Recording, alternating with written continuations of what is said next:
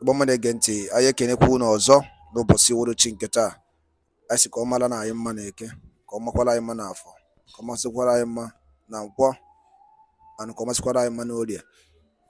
Anyị si ndụ mmiri ndụ azụ, mmiri atara m azụ anwụra, dịka o si dị.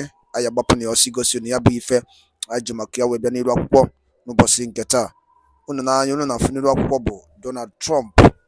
Anyị wetara unu ozi from na mgbago ihe na-eme na mba ụwa. O nwere ife Donald Trump kwuru ebe a. Ya bụ okwu o kwuru after ka a chọrọ ime attempt to assassinate him. So mma chọkwa unu ga ya bụ ife, unu ga-esi ya unu drọpụra ife unu chere. Hope dị ụmụnne m.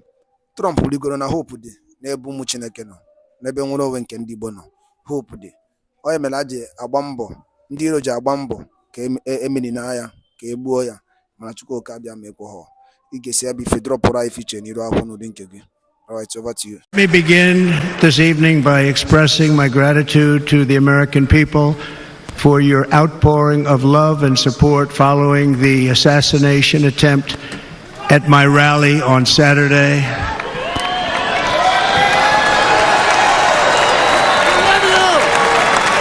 As you already know, the assassin's bullet came within a quarter of an inch of taking my life. So many people have asked me, what happened? Tell us what happened, please. And therefore, I will tell you exactly what happened, and you'll never hear it from me a second time because it's actually too painful to tell. It was a warm, beautiful day in the early evening in Butler Township in the great Commonwealth of Pennsylvania.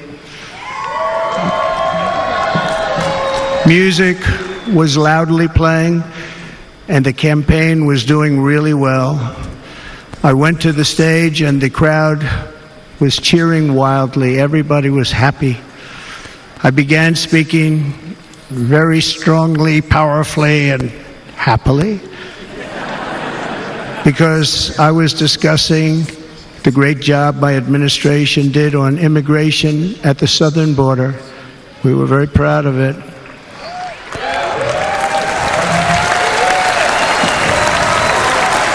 Behind me and to the right was a large screen that was displaying a chart of border crossings under my leadership.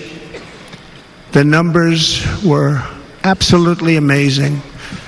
In order to see the chart, I started to, like this, turn to my right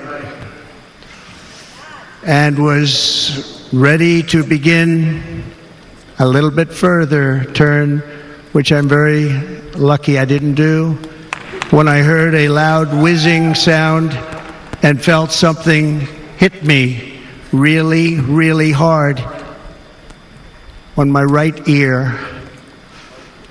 I said to myself, wow, what was that?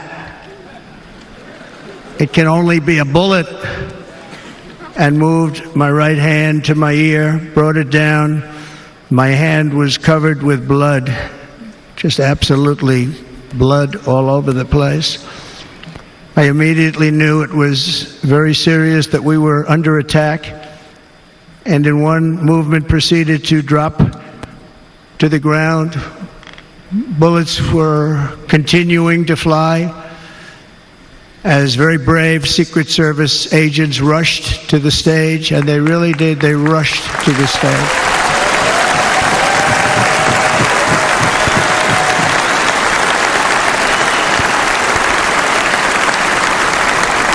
These are great people, at great risk, I will tell you, and pounced on top of me so that I would be protected. There was blood pouring everywhere, and yet, in a certain way, I felt very safe because I had God on my side. I felt that.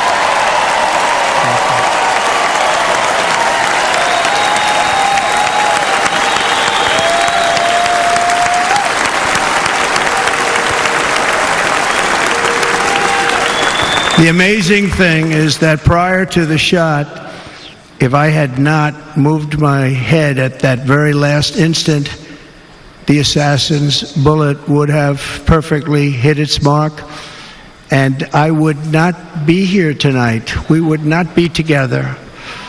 The most incredible aspect of what took place on that terrible evening in the fading sun was actually seen later. In almost all cases, as you probably know, and when even a single bullet is fired, just a single bullet, and we had many bullets that were being fired, crowds run for the exits or stampede, but not in this case. It's very unusual.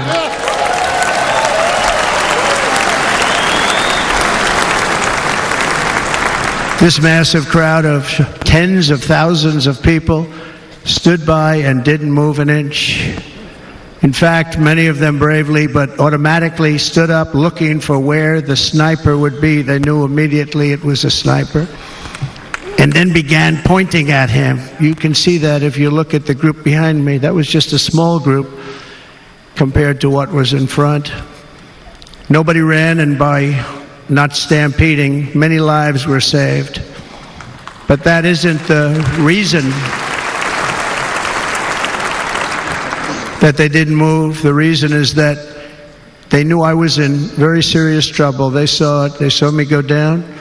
They saw the blood and thought, actually most did, that I was dead. They knew it was a shot to the head. They saw the blood. And there's an interesting statistic. The ears are the bloodiest part. If something happens with the ears, they bleed more than any other part of the body. For whatever reason, the doctors told me that. I said, why is there so much blood? He said, it's the ears. They bleed more. So we learned something, but they just, this beautiful crowd, they didn't want to leave me. They knew I was in trouble. They didn't want to leave me. And you can see that love written all over their faces. Incredible people. They're incredible people. Bullets were flying over us, yet I felt serene. But now the Secret Service agents were putting themselves in peril. They were in very dangerous territory. Bullets were flying right over them, missing them by a very small amount of inches. And then it all stopped. Our Secret Service sniper, from a much greater distance and with only one bullet used, took the assassin's life, took him out.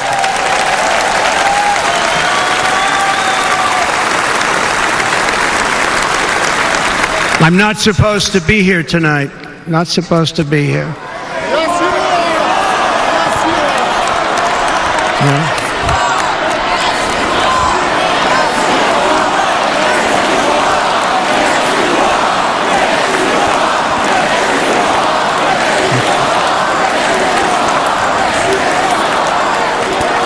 Thank you. But I'm not. And I'll tell you, I stand before you in this arena only by the grace of Almighty God.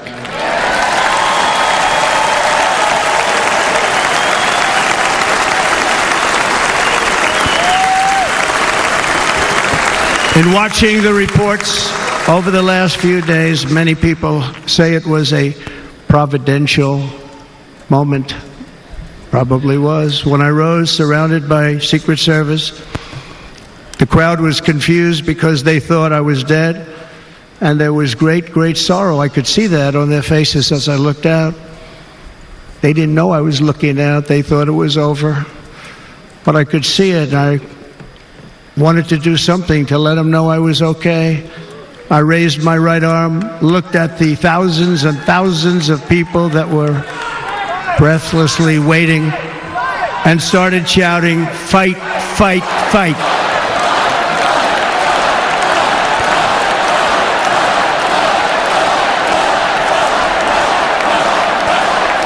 Thank you. Once my clenched fist went up, and it was high into the air. You've all seen that. The crowd realized I was okay and roared with pride for our country like no crowd I have ever heard before. Never heard anything like it. For the rest of my life, I will be grateful for the love shown by that giant audience of patriots that stood bravely on that fateful evening in Pennsylvania. Tragically, the shooter claimed the life of one of our fellow Americans, Corey Comparator. Unbelievable person, everybody tells me. Unbelievable. And seriously wounded. Two other great warriors, spoke to them today. David Dutch and James Copenhaver. Two great people. I also spoke to all three families of these tremendous people. Our love and prayers are with them and always will be. We're never going to forget them. They came for a great rally. They were serious Trumpsters, I want to tell you. They were serious Trumpsters and still are. But Corey, unfortunately, we have to use the past tense. He was incredible. He was a highly respected former fire chief, respected by everybody. Was accompanied by his wife, Helen, incredible woman. I spoke to her today, devastated, and two precious daughters. He lost his life selflessly acting as a human shield to protect them from flying bullets. He went right over the top of them and was hit. What a fine man he was.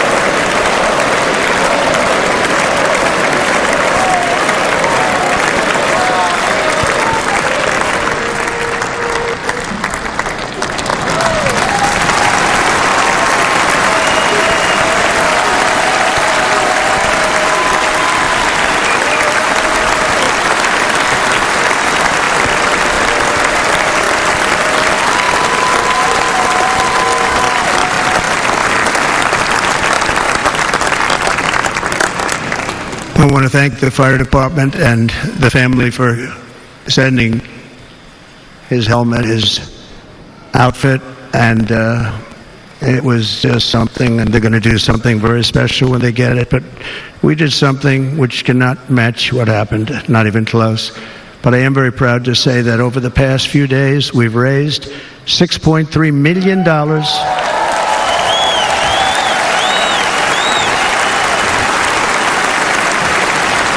for the families of David, James, and Corey, including from a friend of mine just called up. He sent me a check right here. I just got it.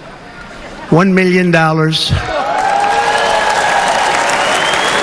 from Dan Newland. Thank you, Dan. And again, when speaking to the family, I told them, I said, well, I'm going to be sending you a lot of money, but it can't compensate. They all said the same thing. You're right, sir. We appreciate so much what you're doing, but nothing can take the place in the case of Corey. And the other two, by the way, they were very, very seriously injured, but now they're doing very well. They're going to be okay. They're going to be doing very well.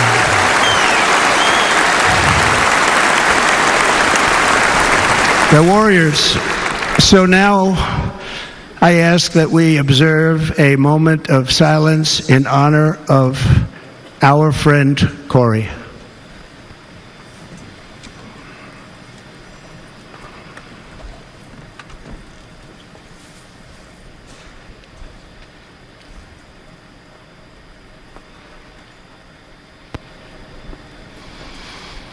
There is no greater love than to lay down one's life for others.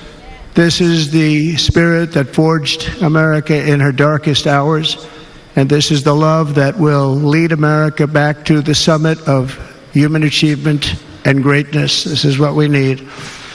Despite such a heinous attack, we unite this evening more determined than ever. I am more determined than ever, and so are you. So is everybody in this room.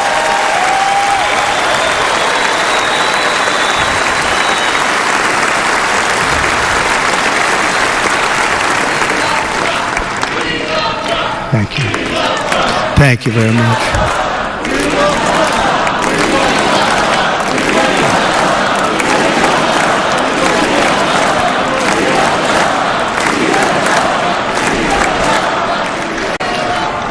Bobi Igbo daalụ nne no. Anyị sịkwa daalụ nne nkunu si wepụta obi unu ige ya bụ ife anyị ji maka ya wee bịa n'iru akwụkwọ na Eastern News 24 n'ụbọchị iwuruchi nke taa. Ọzọ dị ka ịbịa bụ gịnị ka i were ikwu na ụdị nke gị gbasịta maka ya bụ ife ịnọ n'iru akwụkwọ ka efi were ikwu ọ dị nnukwu mkpa tụsala ya deela ya na edemede nke a na-akpọ comment section ka anyị wee pinye ka ndị bụ ụwa wee nụ maka Eastern News 24 na-eweta ya dịka o si eme ọgwụ nakọ ha m n'ọnụ ndị Igbo ọ bụla nke a bụ ụbọchị izugo ụmụnne m kabalụ ka like and subscribe turn on notification ka napụ imisi any of our update dịka anyị na-adrọp ya n'iru akwụkwọ kwa mgbe daalụ nne na ụmụnne m ka emesịanụ.